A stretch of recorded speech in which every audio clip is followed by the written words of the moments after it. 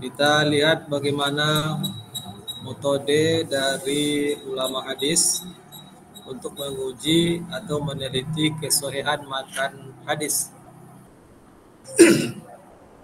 Kita fokus kepada metode ulama hadis saja.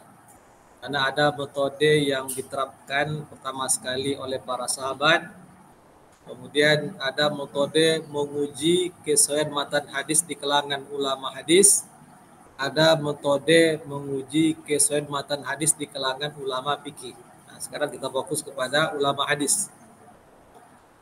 Metode yang mereka pakai pertama sekali adalah aradul hadis al-Quran, yaitu menguji matan hadis itu dengan ayat-ayat Al-Quran. Ini pertama sekali. Di antara metode atau standar atau kaidah yang mereka pakai untuk mengkritik kesohihan matan hadis adalah an-nazaru fi matnihi, memperhatikan kepada matan hadis itu. Fa in kana mukhalifan li kitabillah mukhalafatan la yumkinu ma'ahal jam'u bainahuma wala ma'rifatal mutaakhiri hatta yumkinal hukmu binasil mutaqaddam ruddal hadis. Hukima alai bidhafi awil wadai. Nah, ini penjelasan kaidahnya. Jadi melihat kepada matan hadis itu. Jika matan hadis itu bertentangan dengan kitabullah, dengan Al-Quran, dengan syarat, pertentangan itu tidak mungkin untuk dikompromikan. Pertentangannya mutlak. Yang satu ibaratnya mengarah ke barat, yang satu ke timur. Itu kan tidak bisa dikompromikan. Pertentangannya mutlak. Itu syarat pertama. Kemudian yang kedua, tidak pula diketahui mana yang belakangan datang muncul antara Al-Quran dan hadis itu, dan mana yang lebih dahulu datang. Sehingga tidak bisa diterapkan konsep nasah. Karena bagi ulama hadis, tetap membolehkan penasahan ayat Al-Quran dengan hadis yang sahih. Nah, kecuali oleh ulama fikih seperti Imam Abu Hanifah itu tidak. Kecuali kalau hadisnya mutawatir.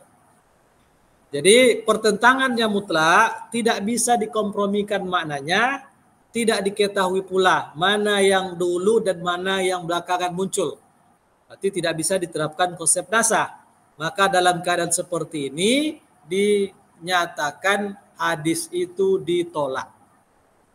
Baik ditolak karena jatuh kepada dhaif ataupun jatuh kepada palsu.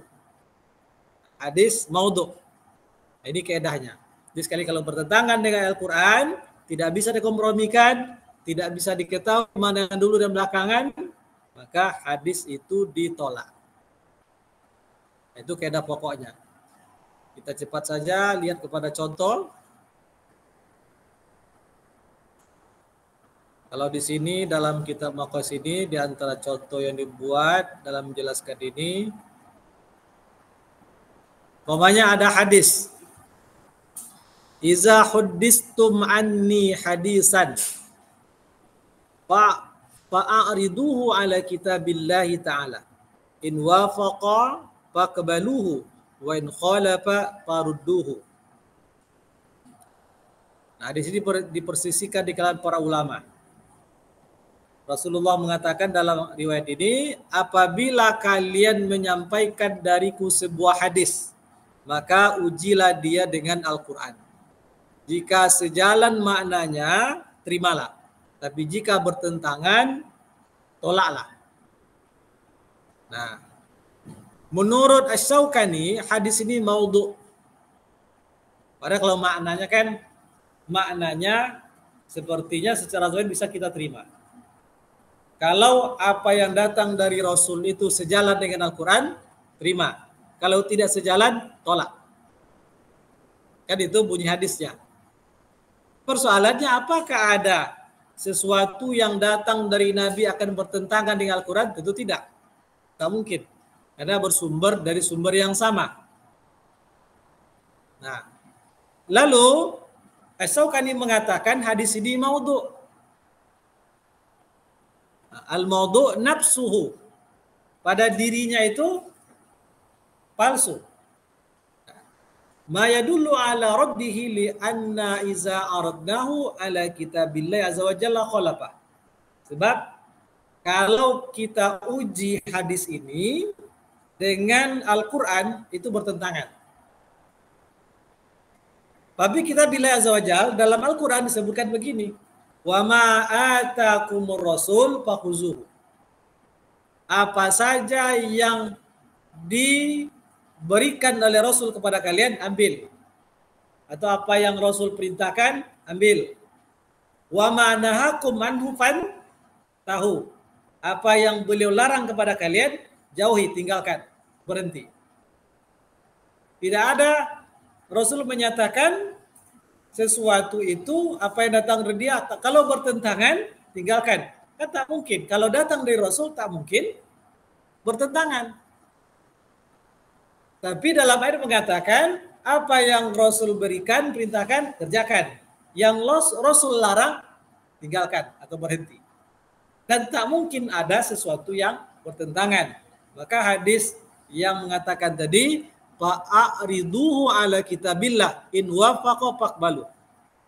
Hadapkanlah bersama terhadap, ujilah dengan Al-Quran, kalau sejalan ambil, kalau tidak tinggalkan. Ini bertentangan dengan ayat Al-Quran itu sendiri. Ayat Al-Quran mengatakan apa yang Rasul berikan ambil, yang beliau larang tinggalkan. Berarti hadis itu diuji dengan ayat Al-Quran.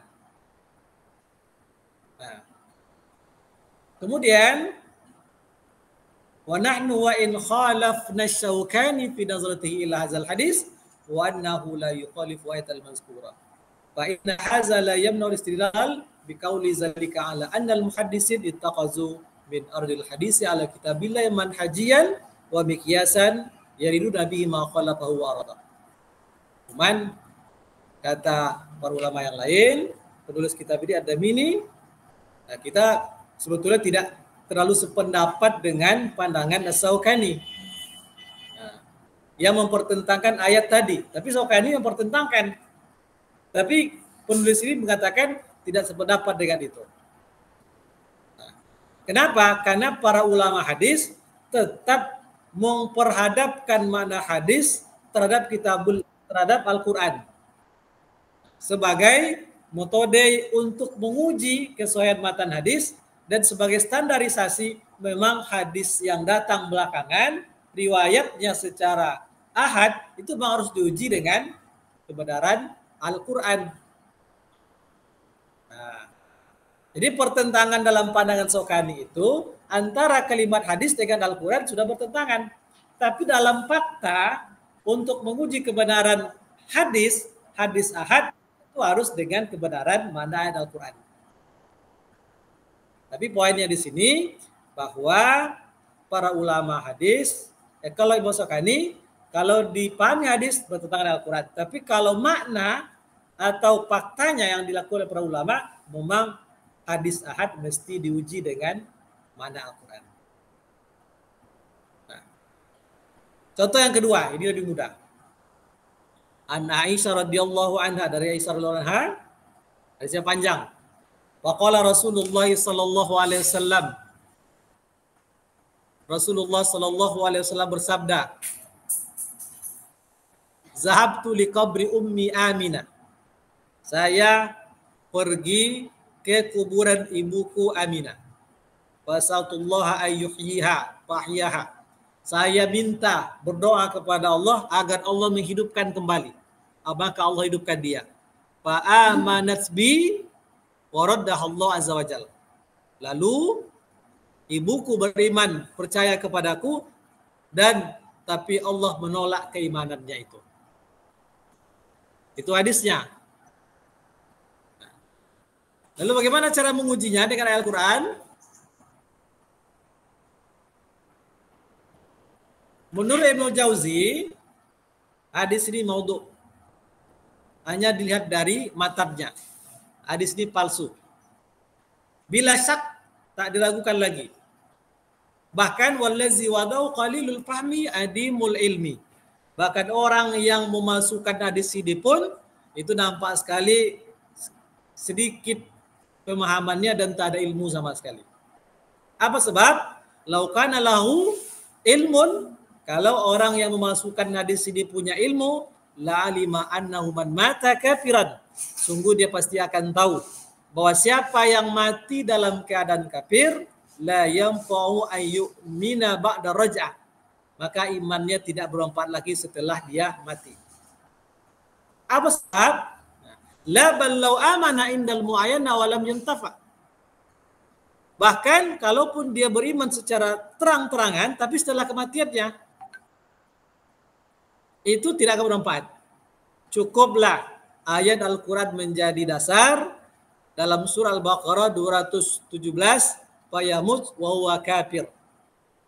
Siapa yang mati dalam keadaan kafir, kalau sudah mati dalam keadaan kafir, berarti kalaupun dia beriman setelah kematiannya, tidak akan diterima oleh Allah. Ada yang tahu ayatnya itu? Kan ada ayat asyarul haramu bisaril haram. Bukan itu. Yas'alunaka anil anisyaril harami kita limpi. Kul kita limpihi, kita lumpihi.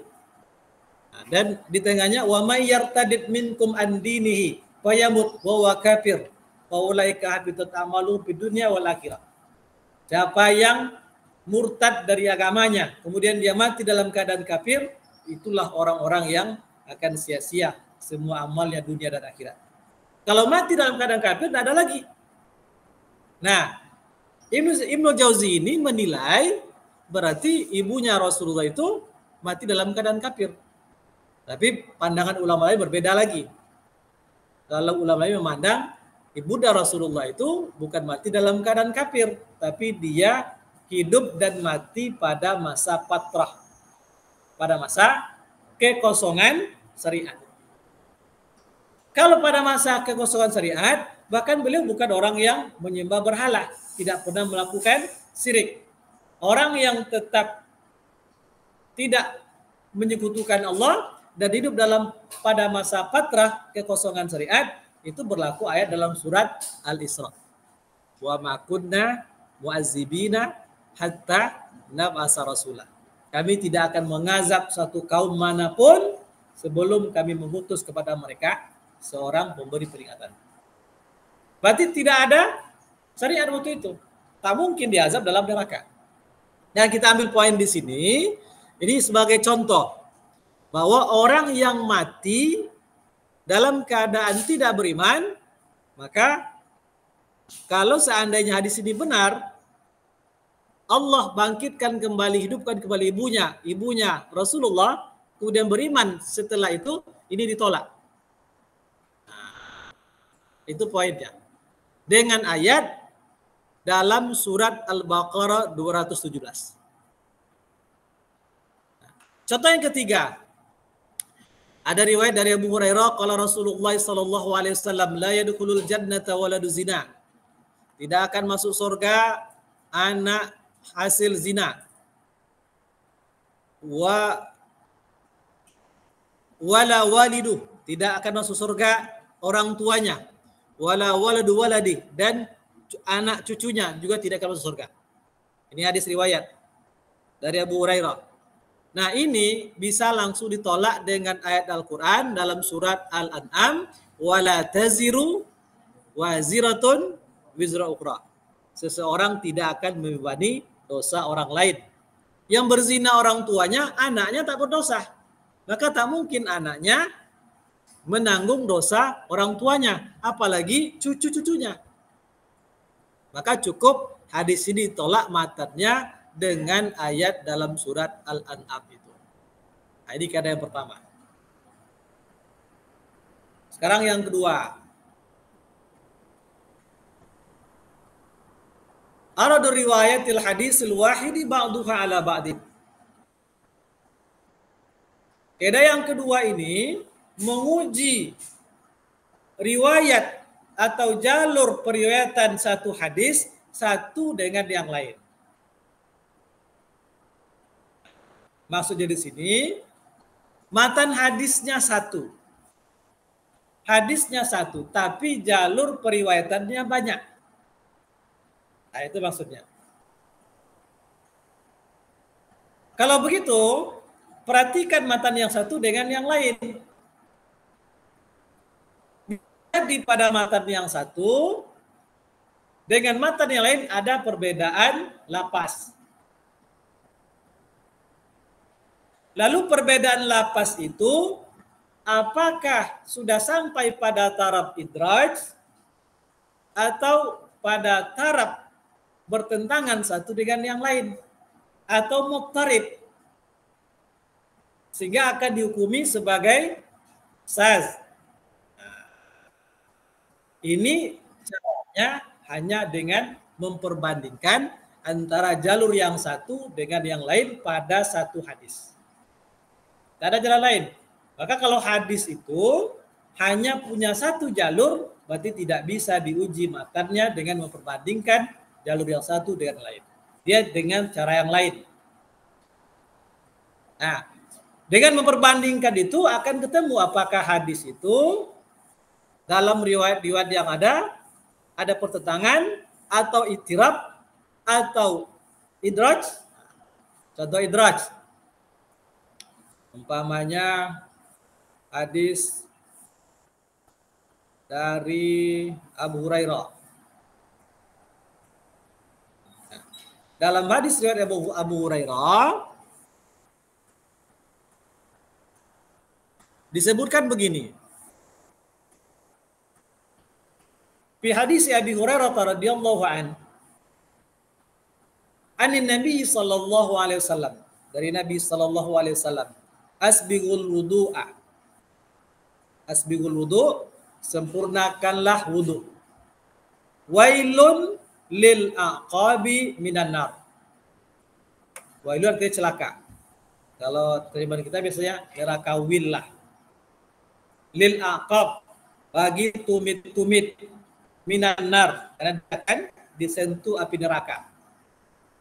Ini orang yang berwudu tapi dia tumitnya akan dibakar oleh api neraka. Apa sebab? Karena saat berwudu tidak menyempurnakan wudunya sehingga tumitnya tidak dibasahi oleh air wudu. Maka dalam riwayat ini asbighul wudu, lapas asbighul wudu dijadikan sebagai lapas dari Nabi. Jadi dari asbighul wudu wailul lil aqabi minan nar itu dianggap sebagai sabda Nabi. Wa rawahu ba'dhum kaza musnadan kulluhu ila Nabi sallallahu alaihi wasallam duna fasli bainal kalami Abu Hurairah wa bainal kalami Nabi. Sebagian meriwayatkan dengan lafaz itu, tapi sebagian memerincikan. Dalam riwayat lain begini. Qala Abu Hurairah.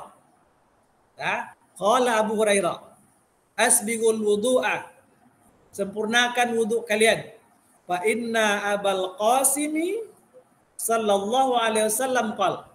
Karena sukunya Abul Qasim itu kunyah Nabi. Karena dia punya anak namanya Al-Qasim. Maka beliau kunyahnya Abul Qasim. Karena Abul Qasim Nabi sallallahu alaihi wasallam bersabda, "Wailun lil aqabi minan nar." Nah, sekarang dalam riwayat ini dipisah mana yang perkataan Abu Hurairah, mana yang perkataan Nabi. Ternyata kalau dibanding-bandingkan antara riwayat satu menggabungkan asbighul wudu masuk kepada perkataan Nabi, dalam riwayat lain asbighul wudu bukan perkataan Nabi, tapi perkataan Abu Hurairah. Perkataan Nabinya hanya wailul lil aqabi minan nar. Nah, berarti ada perbedaan. Maka ini akan dikaji.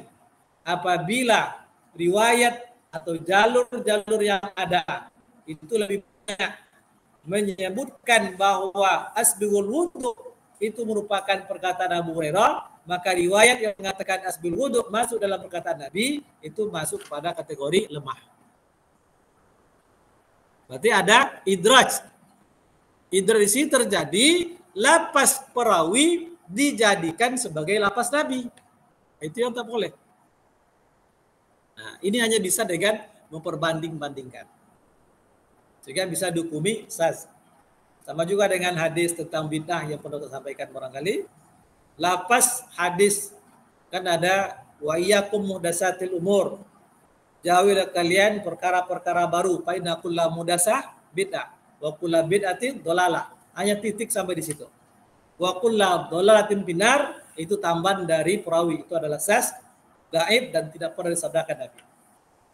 Menurut Ibnu Taimiyah dan As-Singkiti. Nah, itu yang kedua. Berarti menguji satu hadis dengan memperbandingkan riwayat yang satu dengan riwayat yang lain. Nah, sekarang yang ketiga.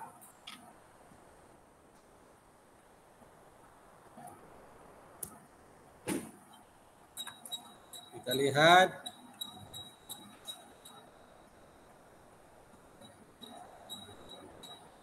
yang ketiga mana ini?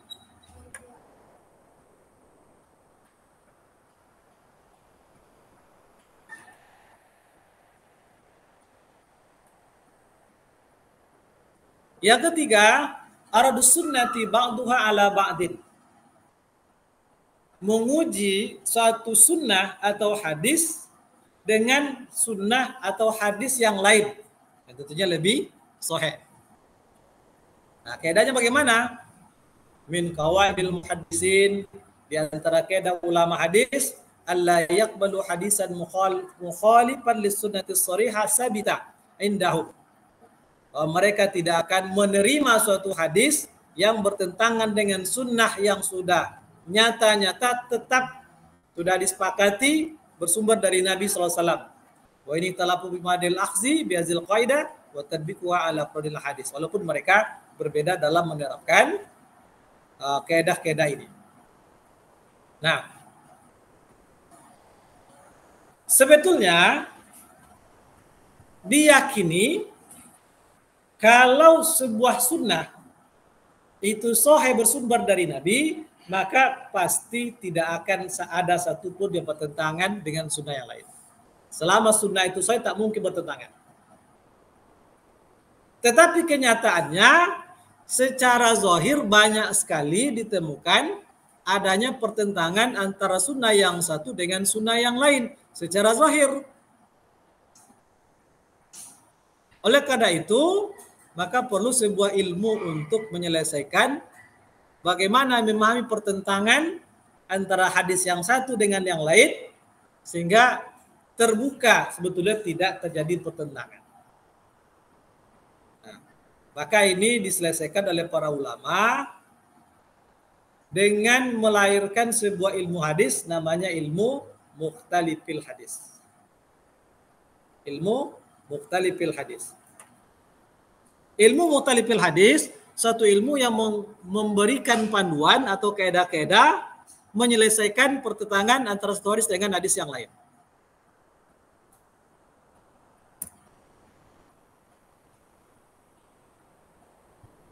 Nah, bagaimana caranya? Oleh Imam As-Syafi'i dan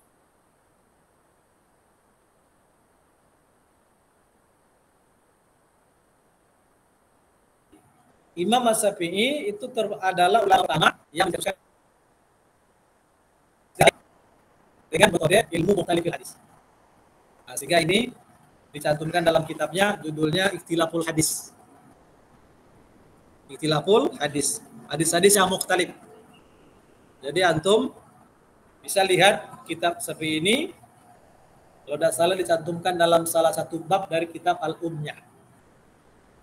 Dan Ustadz beberapa waktu yang lalu sudah mulai mengkaji kitab ini di pengajian di Islamic Center Bangkinang.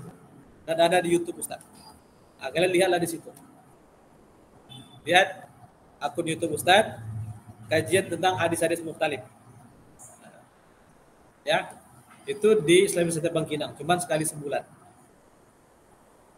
Nah, bagaimana cara Imam Syafi'i menyelesaikan hadis mukhtalif? Pertama, dan semua sepakat, kalau terjadi pertentangan secara zahir, maka langkah pertama adalah berusaha mengkompromikan hadis-hadis itu. Bisa jadi ayat Al-Quran berbicara secara umum, hadis secara khusus, maka diberlakukan takhsisul am. Ya, takhsisul am. Bisa jadi hadis itu bertentangan satu dengan yang lain karena berbeda konteks. Sehingga konteks ini hadis yang dipakai, konteks ini hadisnya.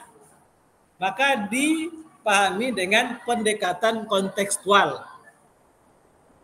Contoh hadis tentang larangan untuk meminang atas pinangan saudara bagi laki-laki. La yaktubu ahadukum ala khitbati akhi. Jangan meminang atas pinangan saudara. Tapi suatu kali Fatimah binti Qais ketika dia ditalak 3 oleh suaminya dalam masa iddah, dia datang kepada Nabi.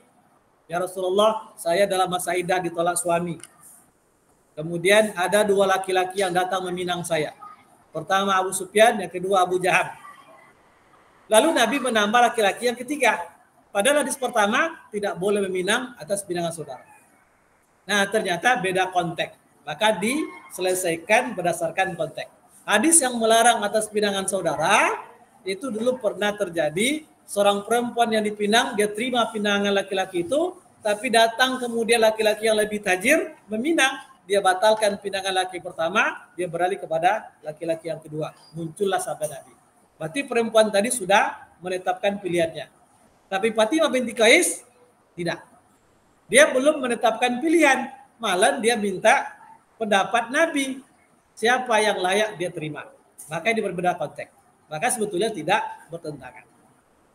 Ada lagi dengan cara takwil. Dengan cara takwil. Seperti hadis yang menyebutkan isbiru bis subhi. Lakukanlah salat subuh itu pada akhir waktu, pada waktu isfar. Tapi Imam Syafi'i menakwilkan makna isfar itu pada waktu gelap. Pada waktu gelap. Padahal isfar artinya waktu terang. Apa sebab? Ada qarina. Ada penjelasan dari Aisyah, kami pulang dari masjid, sholat subuh, belum bisa mengenal wajah-wajah perempuan beriman. Berarti pulang dari sholat subuh jamaah bersama Nabi, belum bisa melihat wajah-wajah, berarti masih gelap. Bukan waktu isfar. Nah, maka ditakwil oleh Imam Syafi'i. Nah, itu cara yang pertama disepakati. Kalau tidak bisa dikompromikan, maka masuk cara yang kedua, yaitu dengan cara nasah. Kalau diketahui mana yang lebih dulu, mana yang belakangan antara hadis-hadis ini. Seperti hadis tentang bekam. Nabi pernah mengatakan abtarul hajimu wal mahjum. Orang yang berbekam dan membekam batal puasanya. Tapi beliau pernah berbekam pada saat musim haji dan dia berpuasa. Berarti mana lebih dahulu? Hadis yang mengatakan batal puasa. Karena pada hadis yang kedua, itu pada akhir-akhir risalah. Beliau saat menunaikan atau pada musim haji. Maka yang diberlakukan, boleh berbekam saat berpuasa. Hanya saja, kadang kalau berbekam saat puasa itu baru jadi loyo. Maka diterapkan nasah. Kalau nasah juga tidak bisa diterapkan, maka diberlakukan tarji. Tarji ini banyak sekali. Kita lihat di antaranya. Bagaimana cara mentarji? Pamanya ayakuna ahadul hadisaini muwafiqan li zahiril Quran dunal akhar. Kalau salah satu hadis itu sejalan dengan zahir Al-Quran, tapi hadis yang lain tidak, maka fal awwal aula bi'tibar. Maka yang sejalan dengan zahir Al-Quran lebih utama untuk diambil. Contoh, man nama an salatin aw nasiya fal yusalliha iza zakraha fa inna zalika waqtuha. Ada hadis, siapa yang tertidur dari waktu salat, habis waktu salat atau dia terlupa, maka salatlah ketika dia ingat. Karena saat ingat itulah waktu dia. Ini bertentangan dengan larangan Nabi sallallahu alaihi wasallam untuk melakukan salat pada waktu-waktu terlarang. Setelah salat subuh sampai terbit matahari dilarang. Setelah sholat asar sampai maghrib terlarang. Sekarang orang tertidur, bangunnya pukul 8. Maka saat bangun itulah waktunya. Atau bangunnya pukul 6.30, saat matahari sudah mulai terbit. Saat itulah waktunya. Maka yang lebih kuat di sini hadis man nama an sholatin. Bukan larangan Nabi yang melarang sholat pada waktu terlarang itu. Itu diantara cara mentarji. Atau begini, ayakuna hadul hadisaini muwafiqan li sunnatil ukhra dunal akhar. Salah satu hadis itu sejalan dengan sunnah yang lain, tapi yang lain, yang satu lagi tidak sejalan. Sama, la nikah illa biwali. Tidak ada nikah kecuali dengan wali. Maka didahulukan daripada hadis laisa lil wali ma saib amrud. Artinya bagi orang yang sudah pernah menikah tak perlu wali lagi. Itu tidak didahulukan. Apa sebab? Karena hadis la nikah illa biwali itu didukung oleh hadis yang lain. Apa hadisnya? Ayyumam ra'atin nakat nafsaha bi ghairi izni waliha fa nikahuha batil. Perempuan mana saja yang menikahkan dirinya tanpa izin walinya, maka nikahnya batil. Maka didukung oleh hadis ini. Maka hadis yang satu akan ditinggalkan. Nah, itu diantara cara tarjih. Banyak sekali caranya. Kemudian yang keempat ya. Cara tarjih ini tidak terhitung. Yang keempat, menguji hadis kalau mengandung rakakatul labzil hadis wa bu'du maknahu. Kalau hadis itu mengandung rakakatul makna, rakakatul labzi dan maknanya jauh. Rakakatul labzi itu artinya lapas hadis la yusbihu kalaman nabi. Lapas pada matan hadis yang tidak menyerupai perkataan Nabi. Wa bu'du makna dan maknanya jauh dari kebenaran. Nah, ini termasuk perkara yang tidak disabdakan oleh Rasulullah Sallallahu Alaihi Wasallam. Ada kalanya karena maknanya jauh atau karena maknanya nyeleneh, lapasnya nyeleneh, itu tak mungkin bersumber dari Nabi Sallallahu Alaihi Wasallam. Kita lihat salah satu contoh. Ada riwayat mengatakan alaikum bil wujuhil malah. Hendaklah kalian memiliki wajah yang berseri. Nah, itu lapasnya. Hendaklah memiliki wajah yang berseri. Kemudian apa lagi? Wal hadkisud dan bola mata yang hitam. Fa inna Allah yastahi an yu'azziba wajhan malihan binar. Karena sesungguhnya Allah malu untuk mengazab wajah yang berseri-seri dengan api neraka. Kira-kira menunjukkan lapas Nabi apa tidak? Atau maknanya jauh? Alaikum itu kan perintah. Bahkan bisa jatuh pada wajib. Hendaklah kalian punya wajah yang berseri-seri. Dan bola mata yang hitam. Ini kan tidak bisa dibuat-buat. Karena Allah malu mengazab wajah yang berseri-seri dengan api neraka. Ini tidak benar dari Nabi. Karena lapasnya tidak menggambarkan lapas Nabi. Atau yang kedua hadisnya. An-nazaru ilal wajhil jamil ibadah. Memandang kepada wajah yang cantik ibadah. Nah, ini bahaya ini.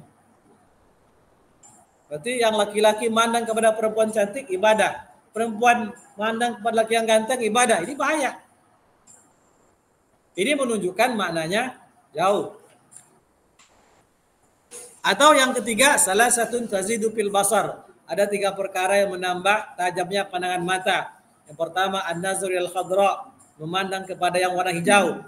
Wal ma al-jari, memandang kepada air mengalir. Wal wajhil hasan, wajah cantik. Itu adalah menambah tajamnya pandangan mata. Ini jelas batil. Nah, itu. Berarti lapas-lapasnya itu adalah lapas yang tidak menggambarkan lapas dari Nabi. Maka ini menunjukkan kebatilan. Yang keberapa lagi? Yang keenam. Menguji matan hadis apakah mengandung mukhalafatul hadis lil usul syar'iyyah wal qawaidil muqarrarah. Kalau matan hadis itu mengandung pertentangan dengan usul-usul syariah dan kaidah-kaidah yang sudah tetap. Kalau dia bertentangan dengan usul syariah, berarti menandakan hadis itu tidak benar dari Nabi. Usul syariah itu bisa jadi langsung diambil dari ayat Al-Quran, hadis-hadis yang sahih secara teks atau ijma'. Kaidah yang muqarrarah, kaidah yang sudah tetap. Contoh, namanya la darara wala dirar. Jangan mendatangkan mudarat dan jangan pula memudaratkan. Jangan menzalimi diri sendiri, jangan mendatangkan kezaliman. Kalau ada syariat yang mendatangkan kemudaratan, berarti itu bertentangan dengan kaidah syariat. Atau usul syariah, contoh. Seperti hadis tadi, la yadkhulul jannata waladuz zina. Tak masuk surga anak hasil zina, wala walidu, orang tuanya, wala waladu waladi, dan cucu tak masuk surga. Itu jelas bertentangan dengan kaidah syariah. Apa sebab? Orang lain tidak akan menanggung dosa orang lain. Contoh lain, mazana abdun qattun fadmana ala zina illa batala bihi fi ahli baiti. Tidaklah seseorang berzina lalu dia kecanduan melakukan itu kecuali itu akan menjadi bencana bagi keluarganya. Ini juga tidak bisa. Suaminya yang berzina, anak istrinya yang kena bala, tidak bisa.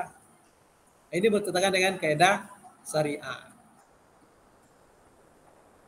Kemudian yang terakhir, yang keberapa lagi?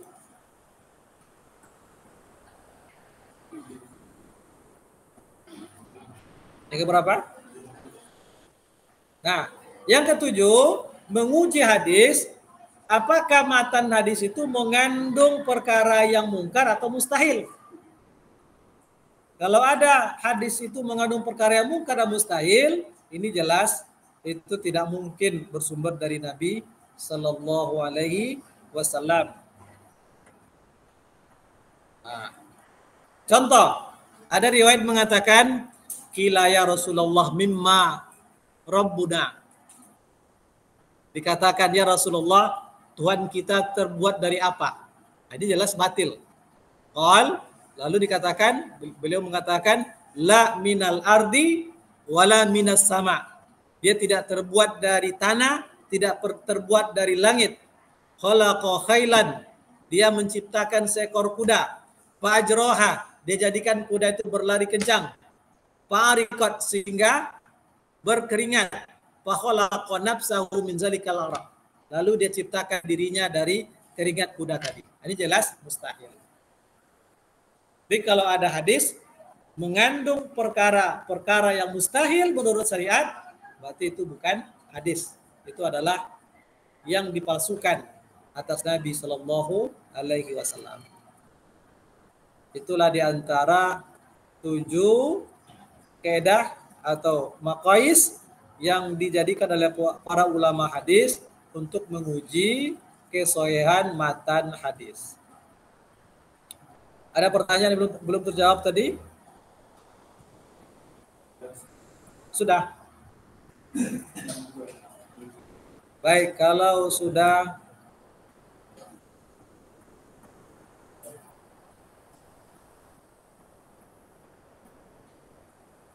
sudah kita cukupkan sampai di sini.